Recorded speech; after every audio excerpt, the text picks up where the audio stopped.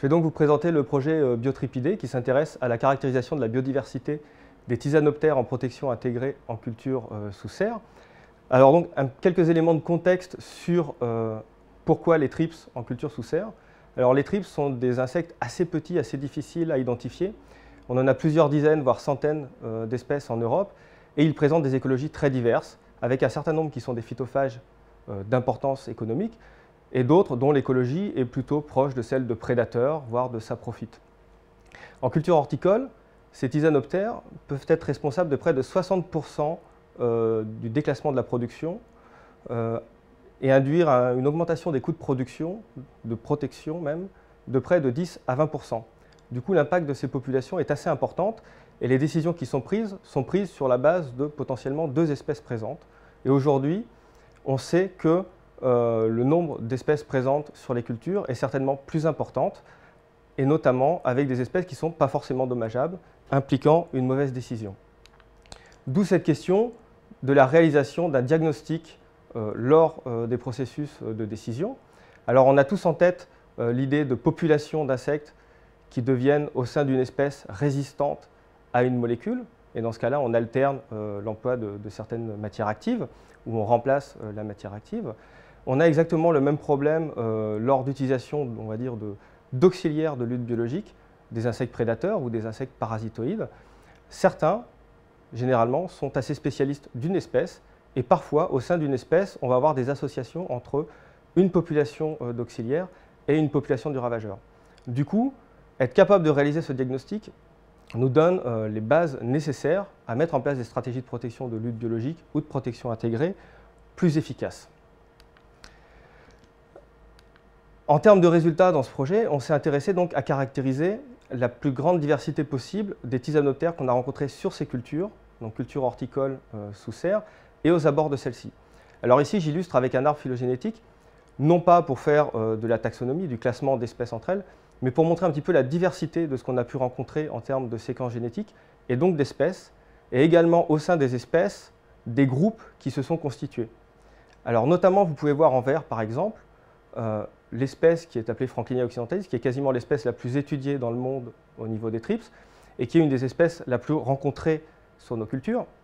On s'aperçoit qu'elle est découpée en 3 groupes assez distincts, et donc on peut assez facilement imaginer qu'au sein de cette espèce, on a une séparation, voire une spéciation, et que Franklinia occidentalis n'est pas uniquement une seule espèce, peut-être plusieurs, et donc va faire appel à différents outils de biocontrôle. En bleu, un autre exemple de ce qu'on a pu sortir comme résultat de cette caractérisation massive, un groupe de thrips qui appartiennent au genre des Hylothrips. Dans ce cas-là, on a plutôt affaire à des thrips qui sont prédateurs au niveau de leur écologie. Et donc, on peut imaginer que le producteur qui va rencontrer ces thrips sur sa culture, qui ne sera pas à même de les identifier, va prendre la décision d'une action, d'un traitement, qui du coup ne sert à rien puisque ce sont des thrips prédateurs, et qui potentiellement va libérer l'espace, l'habitat, pour des thrips qui, eux, seront phytophages. Et enfin, le 3e type de sortie qu'on a pu avoir avec cette caractérisation, c'est la détection, vous voyez en rouge, de Thrips setosus, qui est une nouvelle espèce en France, un thrips a priori potentiellement dommageable pour nos cultures et également vecteur de virus de plantes. Alors, on l'a détecté conjointement avec l'ANSES, à la fois dans le projet et à la fois par des prélèvements de l'ANSES, et ce thrips va être suivi aujourd'hui dans le cadre de projets européens. Le second type de sortie de ce type de projet sont des outils directement utilisables, soit par la profession elle-même, soit via des partenariats. Donc des outils de diagnostic qui permettent d'identifier très facilement, très rapidement, un certain nombre d'espèces. En l'occurrence, on a sélectionné 8 espèces majoritaires sur nos cultures, via une simple extraction d'ADN et une amplification avec des amorces spécifiques.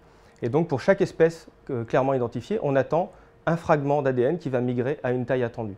Si ce n'est pas la bonne taille, s'il n'y a pas le fragment d'ADN, c'est donc que ce n'est pas une des espèces considérées. Ensuite, en fonction de sa fréquence, on décidera ou non de poursuivre l'investigation.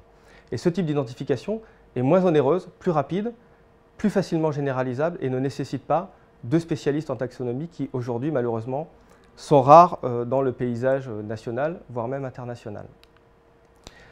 En termes de conclusion, ce qui s'est passé, c'est qu'on a pu transformer un peu la vision qu'on avait du pathosystème serre, notamment concernant les thrips, où on avait initialement l'idée qu'il y avait deux espèces majoritairement présentes, Franklinia occidentalis et Thrips tabaci. Aujourd'hui, on sait que cette diversité est nettement plus importante. En termes de perspective, on s'aperçoit que les outils qu'on a développés, notamment le kit de diagnostic moléculaire, nous permettent d'améliorer la biovigilance qu'on a à l'échelle du territoire sur des nouvelles espèces présentes, voire des espèces invasives. Ces outils sont transférables relativement facilement, ils sont génériques, ils sont adaptables, on peut très facilement imaginer adapter à d'autres systèmes de culture, production maraîchère, en plein champ éventuellement. Et également, ces outils et cette caractérisation de la diversité nous permettent d'établir des bases fiables pour designer, construire des nouvelles solutions de biocontrôle contre les thrips phytophages notamment.